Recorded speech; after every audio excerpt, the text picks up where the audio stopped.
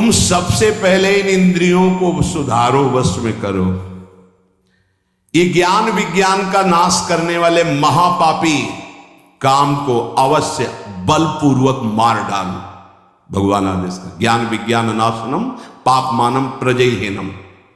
पापमानम केवल पाप ही कराते हैं, पाप से पाप ही बनता, कभी पुण्य नहीं होता। ध्यान रखना, धर्म पूर्वक जो कमाया जाता है उससे पुण्य होता है, पाप पूर्वक कमाई से कभी पुण्य नहीं होता। चाहे सब का सब लुटा दो जाके, वो जिस जिसकी बुद्धि में जाएगा उसकी बुद्धि भ्रष्ट करेगा और उसका पाप उसको लगेगा जिसने दिया है। पाप मानम ही प्रजयी। काम संपूर्ण पापों की जड़ है। काम उत्पन्न होने पर केवल पाप ही पाप बनता है। आगे चल करके ये काम इतना ढक देता है कि वो राक्षस हो जाता है, उसको समझे में नहीं आता है कि मैं कर क्या रहा हूं। जो आजकल समाज में धीरे धीरे आसुरी प्रवृत्ति फैल रही है,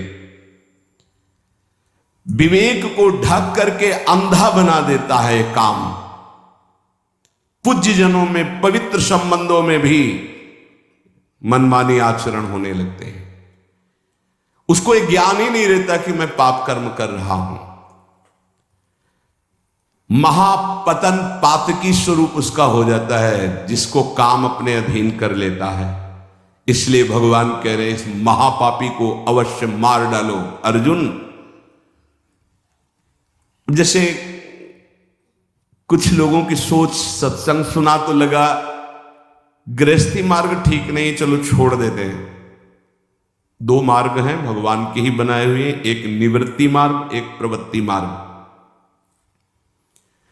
अगर आप प्रवृत्ति मार्ग में प्रवृत्ति से ठीक से चलेंगे तो गृहस्थी में रहते हुए भी आप निवृत्ति माने जाएंगे। कैसे?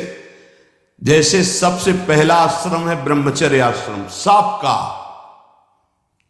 चाहे गृहस्थ हो चाहे विरक्त हो, पहला आश्रम ब्रह्मचर्य आश्रम है। कुछ ब्रह्मचर्य आश्रम से नैष्ठिक ब्रह्मचर्य को चले जाते हैं निवृत्ति मार्ग में, और कुछ ब्रह्मचर्य आश्रम से गृहस्थ आश्रम को चले जाते हैं। पर सबसे पहला आश्रम ब्रह्मचर्य है। पहली नींव बर्बाद।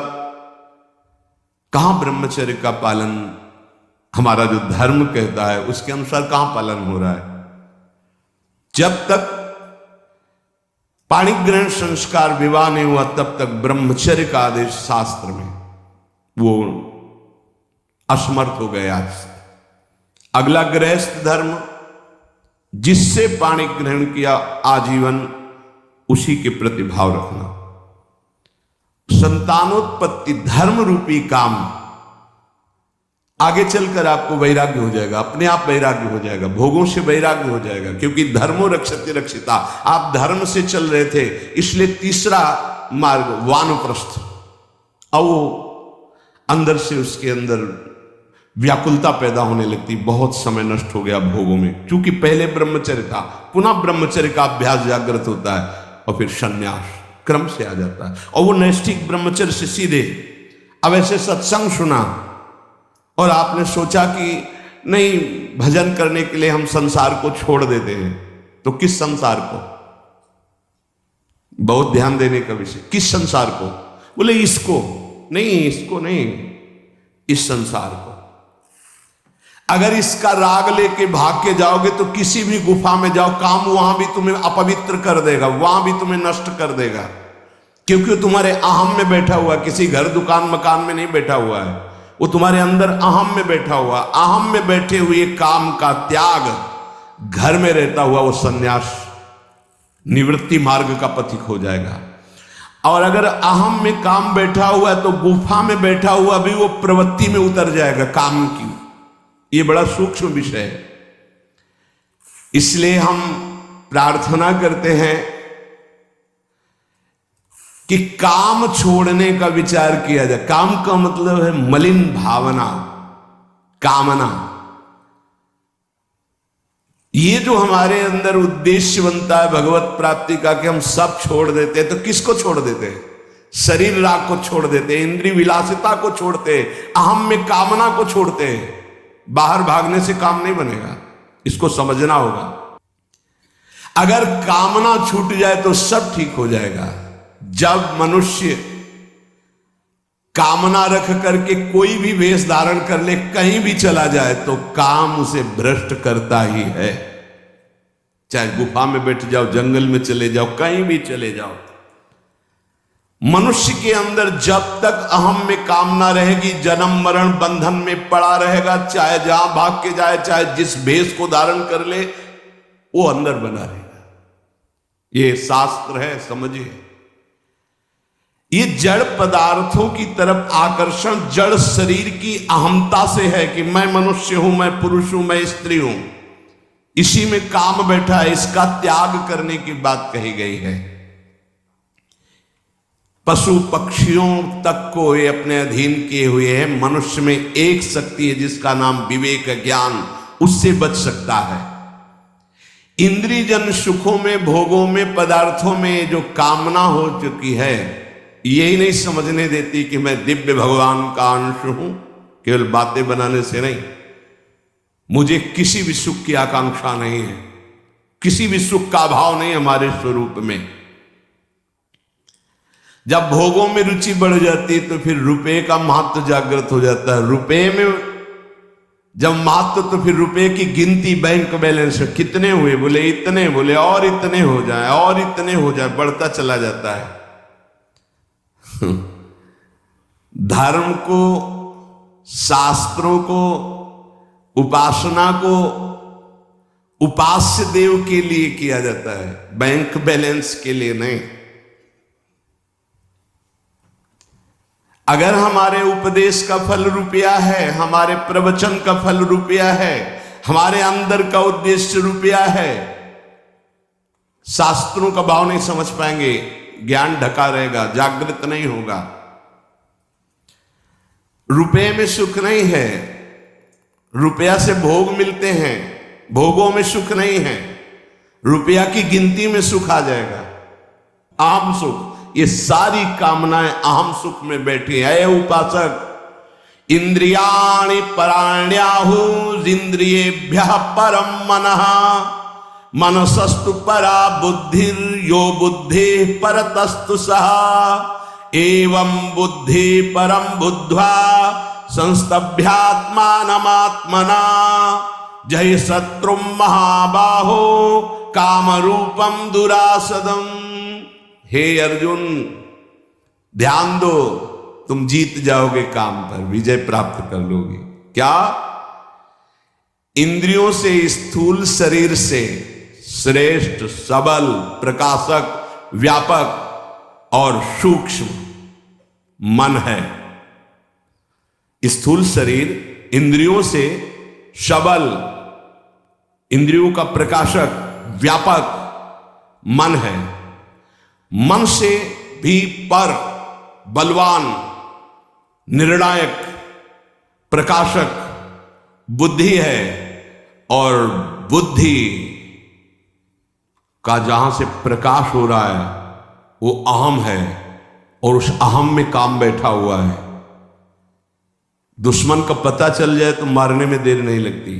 अहम में काम बैठा हुआ है, और उस अहम को जो प्रकाश मिल रहा है वो तेरे से मिल रहा है। अहम को जो बल मिल रहा है वो तेरे से मिल रहा है। तू ऐसा जान करके अपने आप को इस काम के वश में ना होने दे, और अपने बल से इस काम रूपी दुर्जय शत्रु को मार डाल। व्याख्या, इंद्रियाणि पराण्याहु, ये जो आप ढांचा देख रहे हैं स्थूल शरीर, इसमें जो कर्मेंद्रियां हैं, जो ज्ञानेंद्रियां हैं, जिनसे कर्म होता है, जिनसे विषयों का ज्ञान होता है, ये बहुत बलवान इंद्रियां हैं। अपने स्वरूप में आ जाए तो अज्ञानी पुरुष से कुछ भी करवा लें। ये बहुत बलवान है। ये प्रवचन से नहीं रुकती, ध्यान रखना। प्रवचन देने और सुनने से नहीं रुकती हैं, ये भजन से रुकती है। जितना भजन करोगे उतने आप इंद्रियों पर शासन कर पाओगे, नहीं तो बातचीत केवल रहेगी। मुख्य बात हमारी समझ लीजिए, अनुभव की बात कहता हूं, जीवन भर की बात कहता हूं, संतों की बात कहता हूं, शास्त्रों की बात। जब तक आपके पास नाम जप रूपी बल इकट्ठा नहीं हो जाएगा तो ये बातें सुनोगे, समझ में नहीं आएगी, समझ में आ जाएगी तो जीत नहीं पाओगे। जीतने और समझने की बात केवल भजन से होती है, भजन में रुचि बहुत कठिन है। इसलिए खूब प्रवचन हो रहे हैं पर प्रभाव उसका बहुत कम जनों के हृदय में पड़ रहा है। उन्हीं के हृदय में पड़ेगा जो नाम जपना शुरू कर दिए हैं। जिनका नाम जप जितना प्रबल है उतने प्रवचन का प्रभाव दूसरों पर पड़ेगा, अपने ऊपर पड़ेगा। भजन ये तो आप निश्चित समझ लीजिए, बारी मथे घृत होए बरु सिकताते बरु तेल, बिनु हरि भजन न भौतरिया सिद्धांत अपेल। बिना भजन के बातें ही बातें रहेंगी। पर्यो प्रवाह काल के कदापि छूटी है नहीं, चाहे जो और उपाय कर लो, अगर नाम जप नहीं किया तो काल के प्रवाह से नहीं बच सकते। ये महाबली नाम तुम्हें महाबल प्रदान करेगा। हर समय चतुर शिरोमणि वही जो हर समय राधा राधा राधा राधा। इंद्रियां विषयों से बलवान है। अगर हमारी नेत्र इंद्री कहीं अंदर तो बाहर सामने विषय रखा हो नहीं घसीट पाएगा। विषय से श्रेष्ठ पर इंद्रियां हैं। जैसे बाण बनाने वाला बाण की नोक में ध्यान दिए तो श्रवण इंद्री काम नहीं कर रही है, राजा की सवारी निकल गई उसको पता ही नहीं चला। अगर हमारी अंदर से इंद्री कहीं और लगी हुई है तो बाहर कोई विषय नहीं खींच सकता। शब्द स्पर्श रूप रस गंध, इसलिए कहा शब्द स्पर्श रूप रस गंध से बलवान और पर इंद्रियां हैं। और इंद्रियों से पर, इंद्रियेभ्यः परम मनः। इंद्रियां मन को नहीं जानती हैं, मन इंद्रियों को भी जानता है और विषय को भी जानता है। ये रहस्य को समझिए।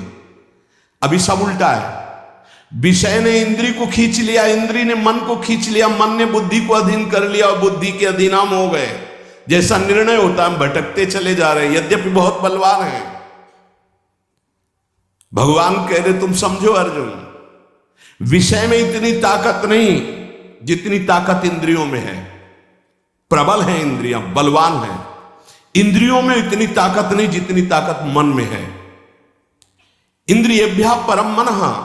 इंद्रियां मन को नहीं जानती, मन सभी इंद्रियों को जानता है और विषयों को भी जानता है। इंद्रियों में इतनी सामर्थ्य नहीं जितनी मन में है। कैसे?